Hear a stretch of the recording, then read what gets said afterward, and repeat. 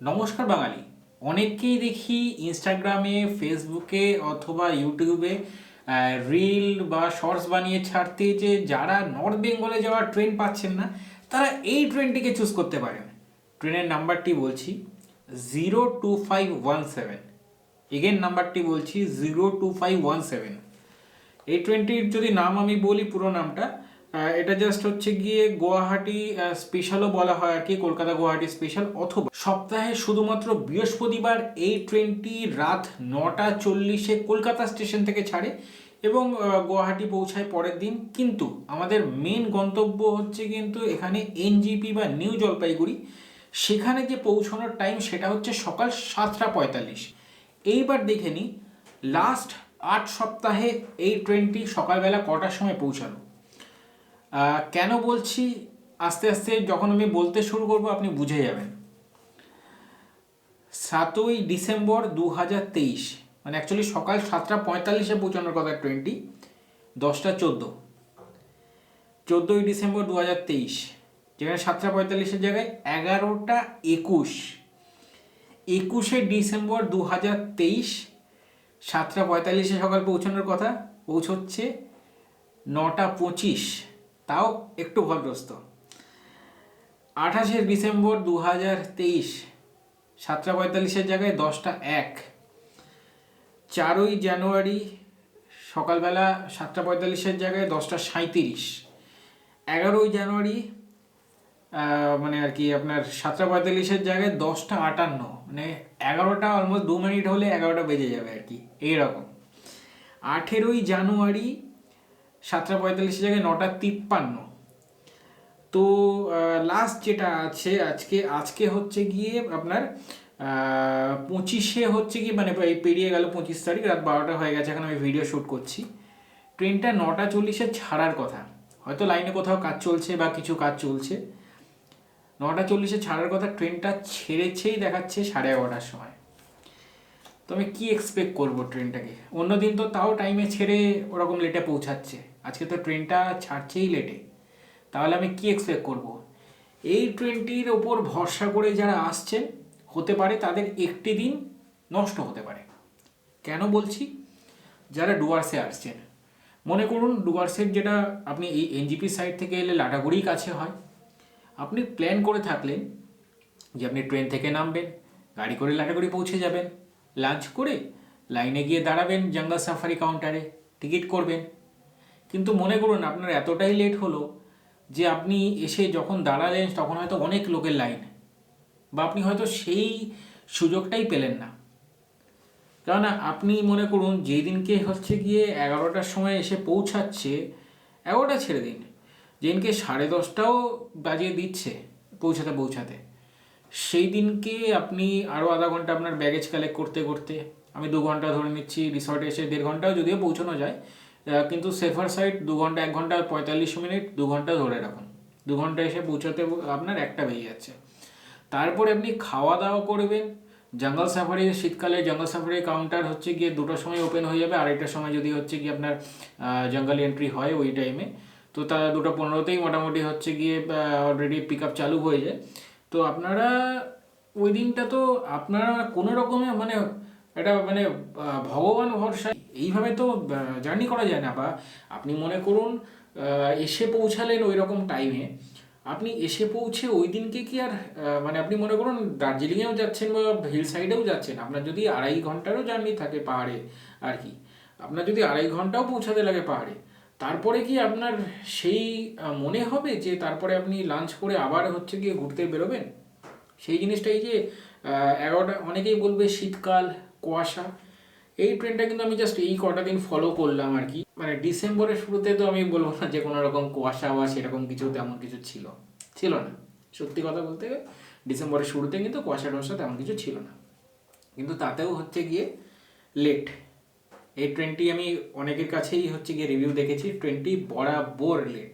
হ্যাঁ, যখন আপনি নিরুপায়, আপনার হাতে আর রাস্তা নেই, সেই মুহূর্তে এই ট্রেনটি আপনি ডেফিনেটলি চুজ করতে পারেন। কিন্তু ভেবে রাখবেন প্রথম দিনটা কিন্তু অলমোস্ট নষ্ট। হ্যাঁ, মনে করুন আপনি নামলেন সকালবেলা হচ্ছে গিয়ে, আমি ধরে নিচ্ছি 10:30টায়, খুব বেশি লেট ধরলাম না, আমি 3 ঘন্টা লেট ধরলাম, বা আমি চলুন আরও আগে আর কি, আমি 10টার সময় ধরলাম, আপনি 10টার সময় পৌঁছালেন, আপনার হচ্ছে লাগেজ টাগেজ নিয়ে গাড়ি কাছাকাছি আসতে আরও আধা ঘন্টা লেগে যাবে, মানে গাড়িতে চাপিয়ে আবার রওনা হতে হতে। সেদিন থেকে কোথাও গন্তব্য যদি আপনার 2.5 ঘন্টা লাগে, আপনার তো 12:30 ওখানেই বেজে গেল। আপনি যাবেন, ফ্রেশ হবেন, স্নান করবেন, একটু খাওয়া দাওয়া করে একটু রেস্ট নেবেন, তারপরে বেরোনোর আর কিছু থাকে কি না। ট্রেনটি যদি অন টাইম সকাল 7:45, 8টা বাজুক, 8:30 বাজুক, যদি ট্রেনটা পৌঁছাতো তাও হাতে সময় অনেকটা থাকতো। আর আপনি মনে করুন ট্রেন থেকে নামছেন, আমি তো ব্রেকফাস্টের টাইমটা ধরিই নি, আপনি মনে করুন মাঝে কোথাও ব্রেকফাস্ট করতেও থামলেন, তাহলে আপনি কোন টাইমে গিয়ে পৌঁছাবেন আপনার হোমস্টেতে, কখন আপনি ঘুরতে বেরোবেন?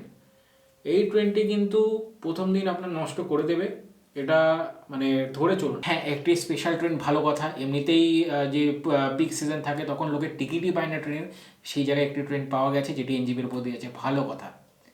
কিন্তু ট্রেনের টাইম সপ্তাহে একটা দিন চলে, একটা দিন মানে টাইম তো মেনটেন হোক ঠিকঠাক, টাইম কিন্তু মেনটেন আমি যতদূর দেখতে পাচ্ছি। আর এই ডেটাটা আমি কোথা থেকে পেলাম? এই ডেটাটা আমি হোয়ার ইজ মাই ট্রেন, আপনি আগের ডেট সিলেক্ট করেও হচ্ছে গিয়ে পুরোনো ডেটা ওদের মানে যা থাকে আর কি স্টোর করা, তো সেগুলো আপনি দেখতে পাবেন। সেখান থেকে আমি ট্রেনের টাইমিং দেখছি, অ্যান্ড সেই টাইমিংগুলোই আমি নোট করে করে, এই যে নোট করলাম এখানে টাইমিংগুলো, অ্যান্ড নোট করে আমি এখন আপনাদের এই টাইমিংগুলোই আপনাদের বলছি এক এক করে।